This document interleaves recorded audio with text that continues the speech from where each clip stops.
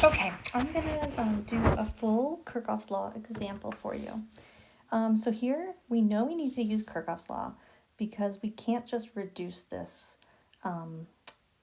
into equivalent resistance problem. So because it has multiple batteries, that's the trick. And so you see multiple loops and multiple batteries.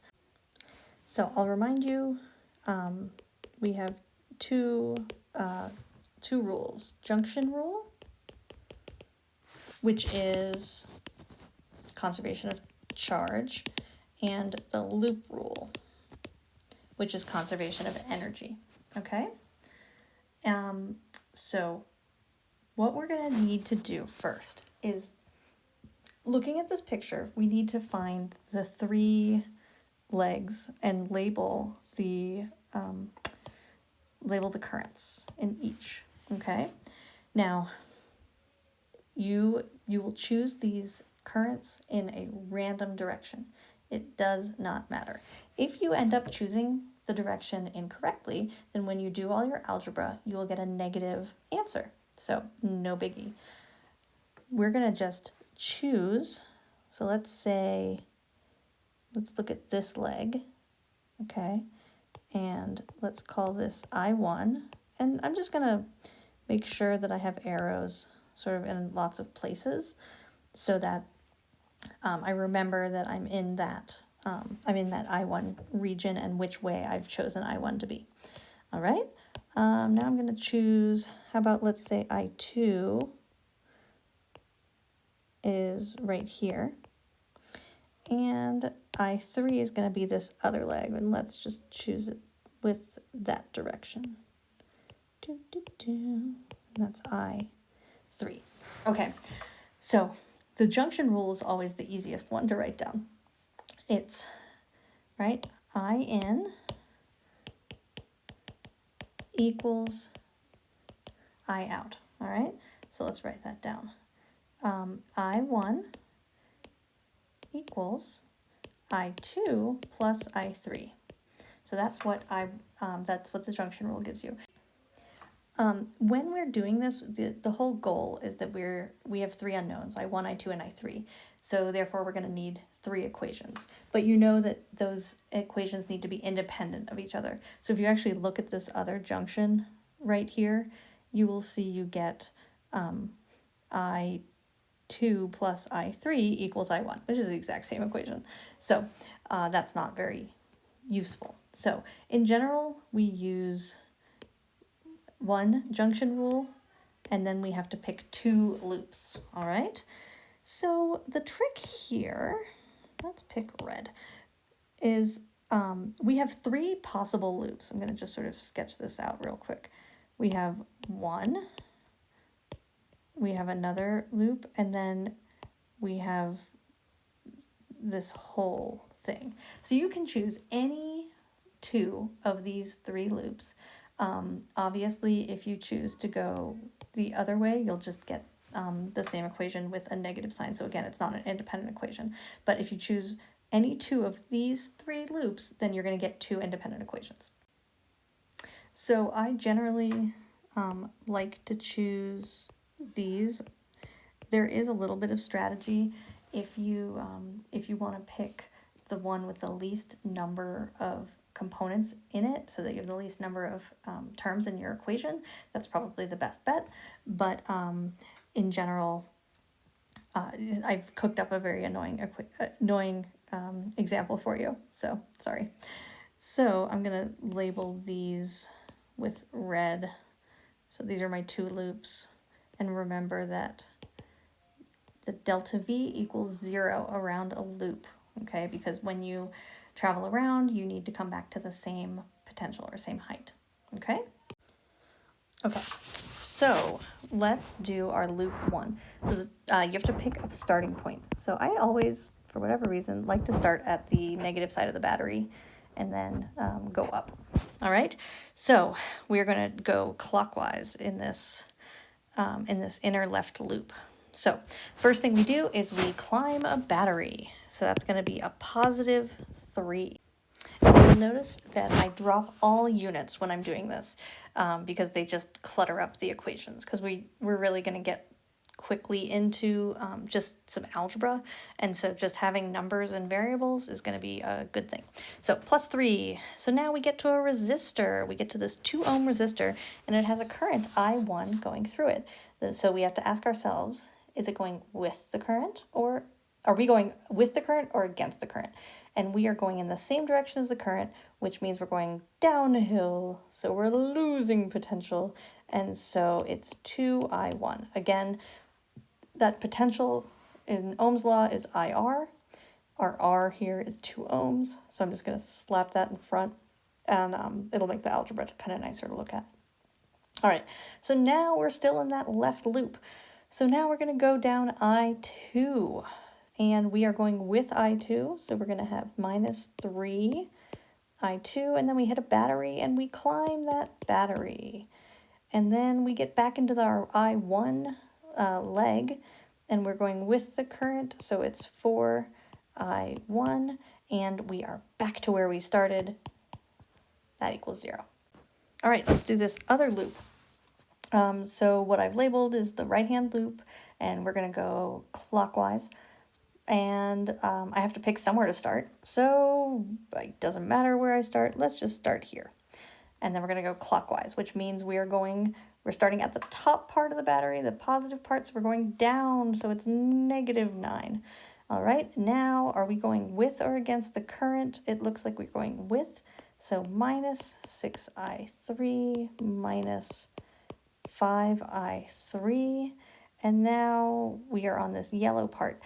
I'm going from a positive to a negative, -12 volts, and then, I am going against the current. My I2 is down, and I am traveling upwards, so that is going to be a +3I2. Are we done yet? We're back in this green part, and then we're back. Oh, yay, we're done. Cool. So I now have 3 equations. I have equation 1 and 2 for right here. In red are my loop rules. And then, honestly, just for fun, let's just call our junction rule number 3. Now we have 3 equations and 3 unknowns. So before we head off to algebra land to solve these 3 equations and 3 unknowns, let's just sort of take stock and make sure that the 3 equations that we have are independent of each other. So this guy has I1, I2, and I3. This guy has I1 and I2. This guy has I2 and I3. Just sort of glancing, looks like we are good to go. All right.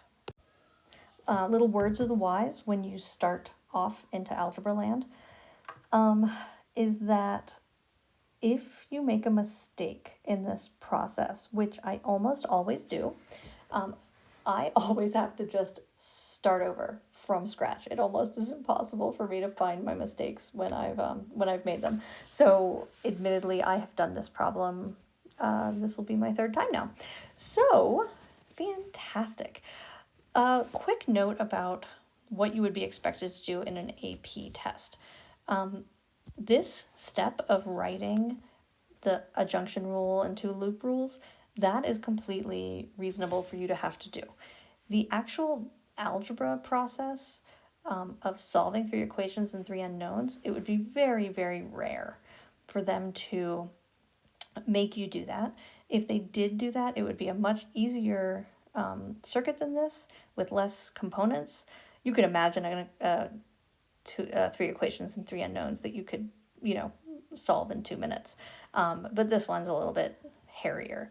So I will show you how it goes down, okay?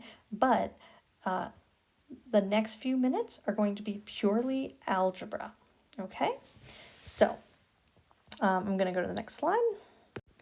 All right, so the first thing I'm going to do is I'm just going to simplify these a little bit. We got 3 plus 12 is 15. We got some I1s that we can combine, negative 6I1, and then minus 3I2 equals 0. We got a -9 minus 12, that's negative 21. Negative 11 I3, and then plus 3I2. And then I1 equals I2 plus I3. Okay, so this is already starting to look a little nicer, huh? So let's see, what strategies can we use? How about I plug this value of I1 into here. So I get 15 minus 6. So I1 is I2 plus I3. Minus 3I2 equals 0. And so by combining equations 3 and 1, I can then combine that with 2. I'm just going to rewrite 2 right here. So this is what we have now. Okay, let's simplify that. So 15 minus 6I2 minus 6I3 minus 3I2 is 0. And then I'm going to kind of line this one up. Negative 21. I'm going to put my I2s over here. Okay, we're getting there. So now we have 15 minus 9I2 minus 6I3 equals 0. Okay, so let's keep that in our pocket. What if I solve this one for I2? I get I2, so if I bring those guys over, 21 divided by 3, oh, that's actually like a real number. 7, nice. So you'll notice that I get a lot of, I'm going to get a lot of fractions. And I tend to keep them in fractions because sometimes they cancel really nicely. Sometimes they don't cancel really nicely. So it gets, ugly. So anyway, I'm going to put I2 now in here. 15 minus 9. 7 plus 11 thirds I3 minus 6 I3 equals 0. What's that? 15 minus 63 minus 33 I3 minus 6 I3 equals 0. Okay, so what is that? Negative 48 minus 39 I3. So what do you notice? So I3 is this, whatever horrible number, 48 over 39 amps. It is negative, okay? So what that means is that when we chose the direction of our I3, that it was in the wrong direction, okay? But we should, when we're combining these things algebraically, we should make sure to keep that negative in there. Okay, so we got I3. Now we can just work backwards. We can plug I3 in here to get I2. And you will get, right, 7 plus 11 thirds times. And here's the thing, you're going to potentially get some rounding issues, but it should be okay. This is I2, and then finally I1 is I2 plus I3, so 2.49 minus 1.23. So that's 1.26 amps. It ain't pretty, but those are the 3 currents.